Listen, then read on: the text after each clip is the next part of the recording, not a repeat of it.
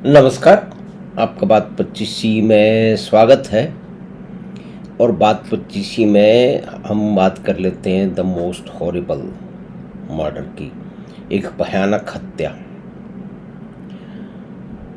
अब इसके बारे में पूरे मीडिया में बात हो रही है, टीवी चैनल पे बात हो रही है, यूट्यूबर उसमें बात कर रहे हैं और इस तरह से इस बात की बार बार हम इसके विभिन्न अंग देख रहे हैं। बात वही है, घुमा फिरा के रोज हमें बताई जा रही है, लगातार बताई जा रही है, क्योंकि पूरे देश का, पूरे समाज का की दृष्टि में फोकस है वो, क्योंकि ये एक विशेष प्रकार की घटना है और ये एक घटना नहीं है, सीरीज ऑफ इवेंट्स हैं, यानी कि लगातार इसमें घटनाएं हुई हैं। देखिए, मर्डर हुआ है, चाहे पति का मर्डर हो, पत्नी का मर्डर हो, मर्डर है, अपराध एक सा है, बड़ा जघन्य अपराध है।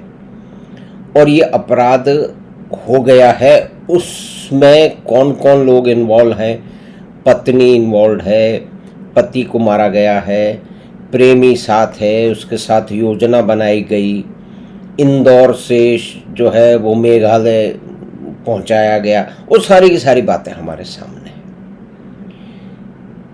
तो उसमें तो इतना ओवरलोड है कि सुबह से शाम तक हम उसे सुन सकते हैं, लेकिन वो एक ऑब्सेशन है और ये दुनिया में कहीं भी होगा। इस तरह की जघन्य हत्याएं होंगी और अनपेक्षित, यानी कि जो सोचने समझने से परे जाकर के कुछ परिस्थितियां वास्तव में सामने निकलेंगी कि 10 दिन के अंदर ही, 12 दिन के अंदर ही एक नवविवाहिता ने अपने पति की हत्या कर दी। हत्या करने का निर्णय उसने ले कैसे लिया? और उसका जो साथी था, उसका जो प्रेमी था, वो भी उसके साथ हो गया। फिर इन्हें और लोगों की आवश्यकता पड़ी तो 3 उसके दोस्त थे, वो भी इसमें शामिल हो गए। तो ये कितना आसान है इन लोगों के लिए। अब सारे के सारे इतने जीवन बर्बाद हुए हैं। ये इसकी बेसिक प्लानिंग तो एक महिला की, उसकी जगह पुरुष भी हो सकता था, परिस्थितियां फिर वैसी ही एक सी ही होती, क्योंकि यहाँ पे लगातार सीरीज ऑफ इवेंट हो रही हैं, एक के बाद एक घटनाएं हो रही हैं, जिसके अंदर पत्नियां अपने पतियों की हत्याएं कर रही हैं। एक को तो ड्रम में ही डाल दिया, सीमेंट के ड्रम में। लेकिन हम इसके पीछे जाने का प्रयास करते हैं कि इसमें क्या हमारे समाज में परिवर्तन हो रहे हैं, या कि हमारी शिक्षा प्रणाली में कोई दोष है, कि हम के प्रॉब्लम सॉल्विंग कोई सामने है, आपके सामने समस्या है, हमने तो नहीं पढ़ा। और सुनते हैं कि आजकल भी कहीं पढ़ने में तो आ नहीं रहा है, यानी कि हमको रटे रटाए सब्जेक्ट पढ़ाए जा रहे हैं। आज के बच्चे भी वही पढ़ रहे हैं। आपको अपने सामने कोई समस्या होगी, उस समस्या से आप कैसे समाधान करेंगे, किससे आप बात कर सकते हैं, आप रैशनल तरीके से, संतुलित तरीके से कैसे सोच सकते हैं, उसके लाभ और उसके हानि का कैसे आप तुलनात्मक अध्ययन कर सकते हैं, ये भारत की शिक्षा प्रणाली में है ही नहीं। और दूसरी बात यह है कि एक शिक्षा प्रणाली की तो देखिए कमी है, ये कब दूर होगी इसके बारे में कुछ कह नहीं सकते। लेकिन दूसरी बात यह भी है कि मीडिया का, अब मीडिया में बहुत कुछ आ चुका है, सिर्फ सिनेमा नहीं है। पहले के हमारे ज़माने में, या जो कि 60-70 के आसपास पहुंच गए, उनके ज़माने में कोई आदमी कितनी फिल्म देखता था।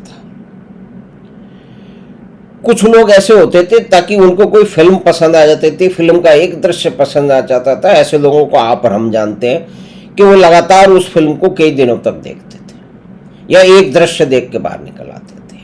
तो एक अलग समय था। यानी कि आप एक महीने में या कि एक हफ्ते में, 7 दिन में कितनी बार सिनेमा देखेंगे? कोई बहुत ही ज्यादा, कोई उसको फिल्म पसंद आ गई हो, उसका ऑब्सेशन हो गया है, तो 7 बार देख लेगा। उसके बाद तो उसके लिए कितना एफर्ट करना पड़ेगा, उसको सिनेमा घर जाना पड़ेगा, वहाँ टिकट खरीदना पड़ेगा, वहाँ भीड़ होगी, भाई ऐसी फिल्में अधिकतर पॉपुलर फिल्म होती है तो उसको देखना भी आसान नहीं है, उसमें पैसा भी आपको अलग से लग रहा है, आपको कोई दूसरा काम छोड़ना पड़ रहा है, आपको घर से बाहर निकलना पड़ रहा है। घर से बाहर निकलना पड़ रहा है तो आपसे पूछा जाएगा आप कहाँ जा रहे हो, किस लिए जा रहे हो, आप लेट आओगे तो भी पूछा जाए, यानी कि बहुत सारी जांच पड़ताल उसमें परिवार और आपके साथी लोग, आपके मित्र लोग भी कर सकते हैं। भाई कल से तू कहाँ गायब है, अरे इतनी पिक्चर मत देख, यानी कि कई तरह की समस्या आज इंटरनेट के कारण और इंटरनेट पे चलने वाले उसके कारण के बहुत सारे पॉजिटिव भी हमारे साथ में है कि हम कोई भी चीज पढ़ सकते हैं। कोई एक विद्यार्थी किसी एक विषय पे दुनिया से बेहतरीन जो उसके बारे में लिखा गया है, बोला गया है, उसके बारे में लेक्चर है, वो सुन सकता है, उससे अपनी समझ को परिष्कृत कर सकता है, उसको बढ़ा सकता है, अपनी जानकारी में बढ़ोतरी कर सकता है। वो उसे प्रोफेशनल काम में आ रही है, वो उसकी प्रॉब्लम सॉल्विंग में काम आ रही है, वो उसके बिजनेस में काम आ रही है, या कोई परीक्षा देने में काम आ रही है, ये कोई भी परिस्थिति हो सकती है। लेकिन यहाँ मीडिया में हम कर रहे हैं क्राइम की। अब क्राइम उस जमाने की बात करें 1983 की, जबकि डर फिल्म आई थी। डर फिल्म शायद भिवंडी के आसपास में महाराष्ट्र में एक असली कहानी पर आधारित थी कि एक लड़का एक लड़की के पीछे पागल हो गया, उसको वो परछू कर रहा था। क्षमा कीजिए, स्टॉक करने लगा। उसके बाद में उसने उसको किडनैप कर लिया। तो इसी पे आधारित बना के डर फिल्म बनी। उस डर फिल्म में का किरण करके शाहरुख, लेकिन इस फिल्म ने एक युवा अवस्था में जो एक परिस्थिति आती है कुछ लड़कों के सामने कि कोई लड़की उन्हें पसंद आ जाती है, वो उनको रिस्पॉन्ड नहीं करती, लेकिन फिर भी वो इतने एक विशेष परिस्थिति में मोहित होके उसके पीछे घूमते फिरते रहते हैं। तो ये बहुत सारे लोगों की, उस उम्र के युवाओं की एक जानी पहचानी परिस्थिति है। अब फिल्म में देख रहे हैं एक इजी सॉल्यूशन है। तो बहुत सारी बाद में जो घटनाएं हुई हैं, लोगों ने लड़कियों को किडनैप कर दिया है, मर्डर भी कर दिया है। भाई यहाँ भी क्या होता है, वो फिल्म में ऊपर से फेंक देता है उसको। तो ये इस तरह का जो बिहेवियर है, और बहुत सारी फिल्में हैं जिन्होंने इस तरह के क्राइम को, जिसको कहते हैं copycat crime, copycat तो कुछ अलग तरह की परिस्थिति हो गई, यानी कि चोरी करने के तरीके लोग सीख रहे हैं, रॉबरी करने के तरीके लोग सीख रहे हैं, तो हत्या करने के तरीके भी सीख रहे हैं। अब ऐसा नहीं है कि हत्या करने के तरीके सिर्फ महिलाएं या पत्नियां सीख रही हैं, पति भी सीख रहे हैं, प्रेमी भी सीख रहे हैं, और दूसरे लोग मित्र भी सीख रहे हैं।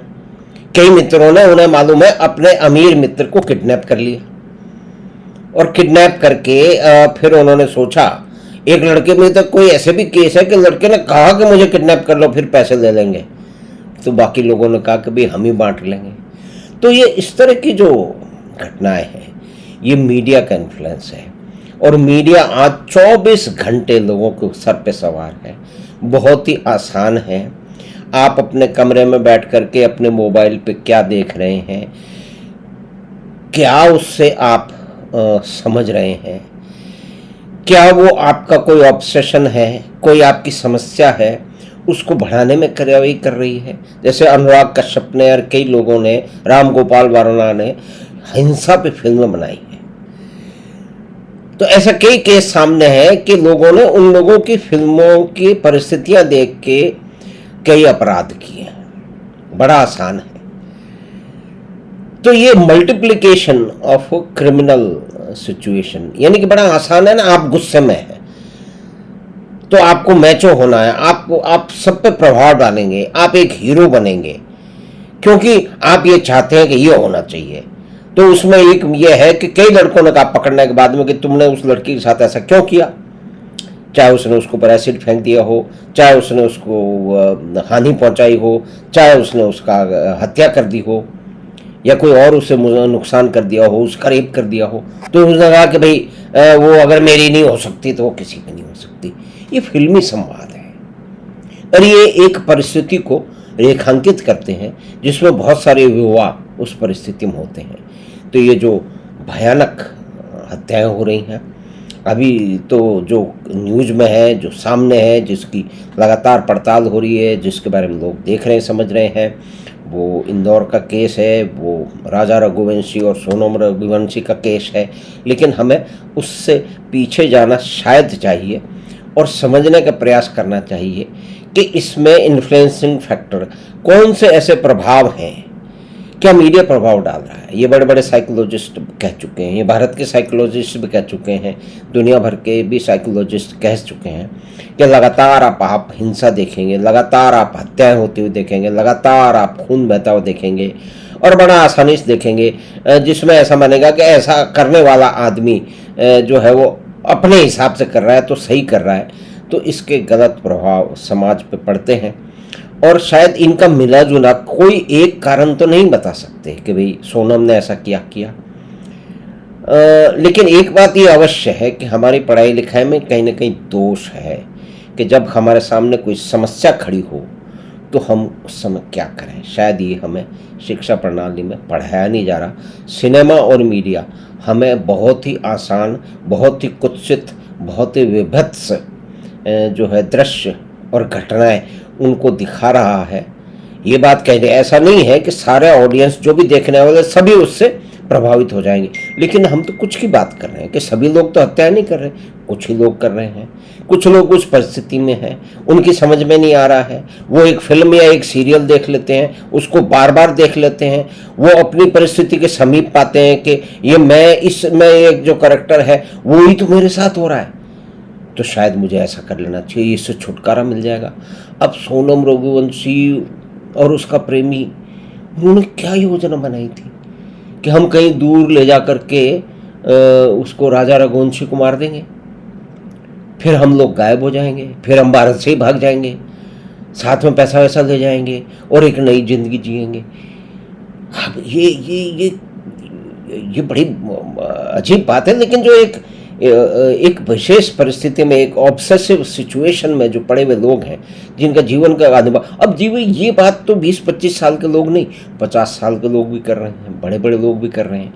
तो ये एक बड़ी कॉम्प्लेक्स ह्यूमन इशू है, प्रॉब्लम है। तो हमें आशा है कि छोटी सी बातचीत, जो कि मोस्ट हॉरेबल मर्डर जिसकी आजकल चर्चा हो रही है, उसके बारे में की, उसके बैकग्राउंड के बारे में भी की कि क्या क्या इन्फ्लुएंसिंग फैक्टर हैं, कौन से समाज में ऐसे, मीडिया में क्या है जो शायद उस पर असर डाल रहा है और इस तरह के व्यवहार को बार बार सामने ला रहा है। तो हमें आशा है कि छोटी सी बातचीत आपको पसंद आई होगी, तो आप चैनल बात 25 को सब्सक्राइब करें और लिंक अपने मित्रों और परिवार के साथ साझा करें। हम आपसे फिर मिलेंगे बात 25 की अगली बात में। धन्यवाद, नमस्कार।